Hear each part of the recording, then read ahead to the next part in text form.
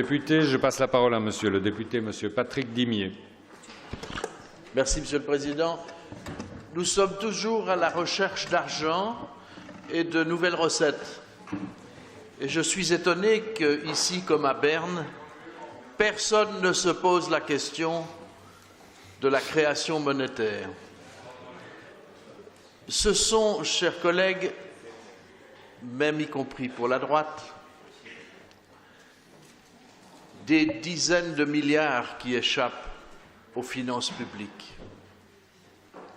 Tout simplement parce que, cela vous a peut-être échappé, aujourd'hui, il n'y a pas que la BNS qui crée de la monnaie, mais les banques. Et la création monétaire des banques a deux effets principaux.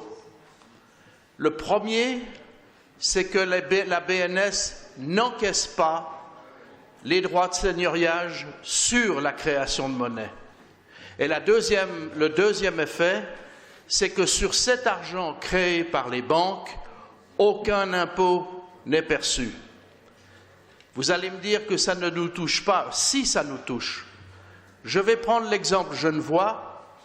Si la BCGE, qui a créé 2700 milliards de francs en monnaie scripturale en 2015, avait payé l'impôt, c'est 475 millions de francs qui seraient rentrés dans nos caisses.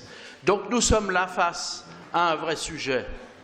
Mais aussi sur la BNS, parce que la BNS appartient au canton et que lorsqu'elle ne fait pas son travail et qu'elle laisse les banques faire de la création monétaire sans encaisser ses droits de seigneuriage, cela veut dire qu'elle péjore nos revenus, qu'elle péjore les revenus des cantons et que, par conséquent, nous péjorons nos finances publiques. C'est donc un vrai sujet et je vous invite à vous y pencher. Merci, Monsieur le député. Je passe la parole à Madame la députée, Madame Sophie Forster-Carbonnier. Merci, Monsieur le Président. Rassurez-vous, après l'exposé de Monsieur Dimier sur la monnaie scripturale, je ne vais pas faire un exposé sur la monnaie du Léman, mais que je vous invite cependant à soutenir. Je passe la parole à Monsieur le député, Monsieur Bertrand Boux.